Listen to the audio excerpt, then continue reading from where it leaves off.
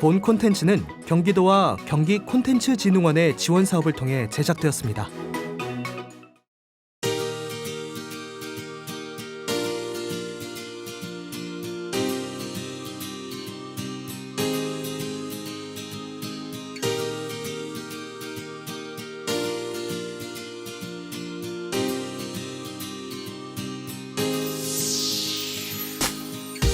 우리가 몰랐던 미술 속 진짜 이야기. 이번 주인공은 조선시대 19금 회화의 끝판왕 신윤복입니다. 조선의 애곤실레라 해도 과언이 아닐 정도로 유독 19금 그림을 많이 그린 신윤복. 왜 그리도 야한 그림을 거침없이 그렸을까요? 진짜 이유가 궁금해집니다. 신윤복, 조선 후기의 풍속화가로 김홍도, 김득신과 더불어 조선시대 3대 풍속화가로 알려져 있는 인물. 그의 직업은 도화서 화원. 도화서라 함은 조선시대 국가에서 필요로 하는 그림을 그리던 곳으로 초기에는 도화원이라 했으나 이후 그림 그리는 일에 격을 낮춰 도화서로 개칭했습니다. 신윤복은 집안 대대로 도화서 출신으로 아버지 신한평은 영조와 정조 등 왕의 초상을 3번이나 그린 당대 최고의 화가였습니다.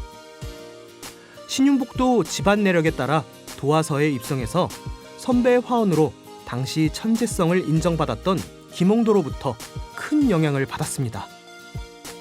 하지만 이후 신윤복은 김홍도의 강하고 빠른 선에 반해 가늘고 유연한 선, 주제를 살리기 위해 배경을 생략하는 구성을 즐긴 김홍도에 비해 부드러운 담채 바탕에 빨강, 노랑, 파랑의 산뜻하고 또렷한 원색으로 표현하는 자신의 화풍을 개척해 김홍도와 쌍벽을 이루는 풍속화가로 성장합니다. 도화서 화원 신윤복. 하지만 신윤복은 도중에 도화서에서 쫓겨났다는 속설이 있습니다. 그 이유는 속화를 그렸다는 것인데 이건 속설일 뿐 워낙 그의 기록이 부족한 터라 명확하게 단언할 수는 없습니다. 속설 얘기가 나왔으니 한 가지 더. 신윤복은 여자다. 소설과 드라마에서 신윤복을 여자로 다루며 이런 속설이 퍼졌는데 이에 대해 학자들은 이렇게 말합니다. 신윤복이 활동했던 18세기 후반은 조선의 르네상스기로 불리는 개혁군주 정조의 시대였습니다. 하지만 당시를 보면 여전히 여성은 화원으로 활동할 수 없는 유교 사회였다는 것입니다. 또한 이러한 이유도 신윤복이 여자라는 속설에 반대합니다.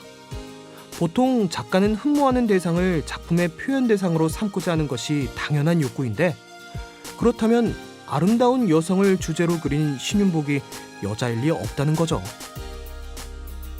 장안의 인적이 끊어지고 보름달만 휘영청 밝게 비치는 야밤중에 골목길 후미진 담끈을 아래에서 남녀가 어우러져 깊은 정을 나누고 있습니다. 남자의 차림새를 보니 전립을 쓰고 전복에 남전대를 메었으며 지휘봉 비슷한 방망이를 들었으니 어느 영문의 장교임이 분명합니다. 아니 그런데 이렇듯 노상에서 체면 없이 여인에게 들이대는 것은 분명 정식적인 만남이 아니라 잠깐밖에는 만날 수 없는 사이 때문 아닐까요? 이미 남의 사람이 되어버린 옛 정인을 못 잊어 줄이 닿을 만한 여인에게 사정하여 겨우 불러대는 데 성공한 모양이지만 만남은 짧을 수밖에 없을 것 같습니다. 그 옆 담 모퉁이에 비켜서서 동정어린 눈길로 이들을 지켜보는 여인은 사람의 기척에 무척 신경 쓰면서 가슴을 졸이고 있는 듯하니 바로 이 여인이 이 미래를 성사시킨 장본인인 것 같죠? 차림새가 여염의 여인은 아닌 듯하여 여자의 전력도 대강 짐작이 갑니다. 달빛 아래 남녀의 조심스러운 만남, 미래임이 분명해 보입니다. 그래서 이 작품의 제목이 월야 미래인가 봅니다. 조선시대 풍속화가 신윤복. 섬세하고 사실적인 표현으로 묘한 상상을 불러일으키는 그림들. 250년이 지난 지금까지도 독창적인 화풍은 많은 이들에게 찬사를 받고 있죠. 하지만 신윤복의 그림은 당시엔 환영받지 못했습니다. 양반과 기생의 유흥, 남녀 간의 만남. 신윤복의 그림은 유독 남녀의 성적인 순간을 많이 다루는데 이런 것들이 시대 분위기상 받아들이기 힘든 것들이었기 때문이죠. 하지만 신윤복의 그림은 신기하게도 야하게만 보이진 않습니다. 신윤복도 그저 야하게 표현하려던 건 아닙니다. 진짜 목적은 따로 있었죠.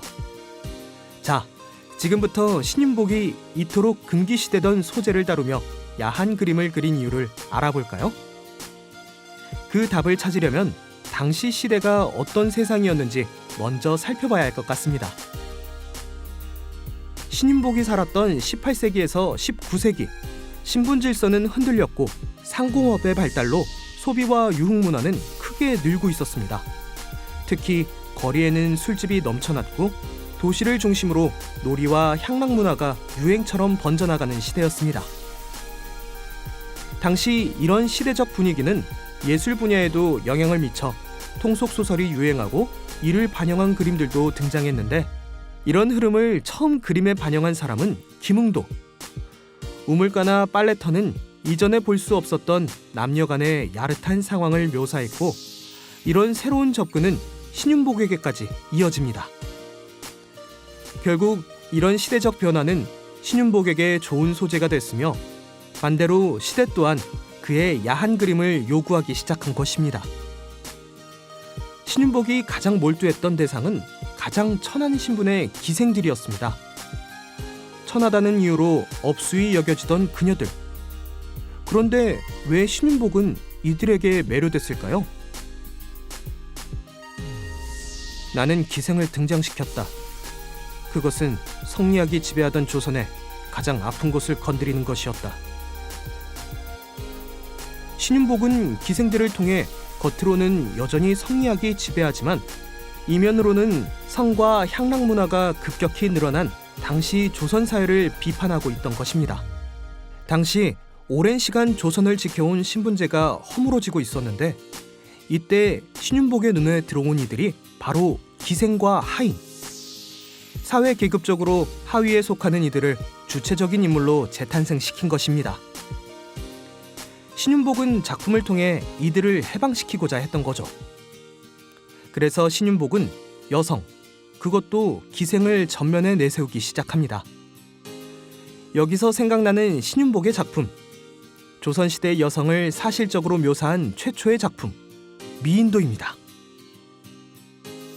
한양의 풍류 생활을 주도하던 어떤 아리따운 기생의 초상화로 가채를 사용한 탐스런 얹은머리에 젖가슴이 드러날 만큼 기장이 짧아지고 소매통이 팔뚝에 붙을 만큼 좁아진 저고리를 입고 속에 무지개 치마를 받쳐 입어 12포 큰 치마가 풍만하게 부풀어 오른 차림새는 여체의 관능미를 유감없이 드러내는 자태.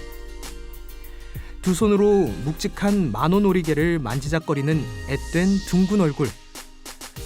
물오른 앵두처럼 터질 듯 붉게 부푼 입술과 그리움으로 가득 찬 눈빛. 신윤복은 미인도에 다음과 같은 재화시를 곁들였습니다. 화가의 가슴속에 만가지 봄기운 일어나니 붓끝은 능히 만물의 초상화를 그려내준다. 기생 못지않게 신윤복의 그림 속에 자주 등장하는 대상은 양반들이었습니다. 사회 분위기상 쉬쉬하던 양반의 모습을 화폭에 옮겼는데 철저한 신분사회 조선에서 양반의 자리가 중심에 있었기 때문입니다. 그럼 신윤복의 눈에 비친 양반의 모습은 어땠을까요? 조선은 양반의 나라였다. 그러나 나는 알고 있었다. 나라와 백성을 걱정하는 그들의 근엄한 얼굴 뒤에는 또 다른 얼굴이 있다는 것을. 신윤복의 그림은 양반들의 이중적인 두 얼굴, 사회적인 문제까지 유발하는 유흥, 이러한 부조리한 사회를 비판하고 시대를 고발하고자 했던 대담한 시도였습니다. 풍속화의 이단화 또는 풍속화의 선구자, 이 대비되는 별명을 가진 신윤복. 시대를 제대로 읽고 표현하기 위해 두려워하지 않고 붓을 들었던 그의 의지, 그 깊은 마음이 담긴 그림들. 다시 한번 깊게 들여다봐야겠습니다. 그의 목소리를 제대로 들어보려면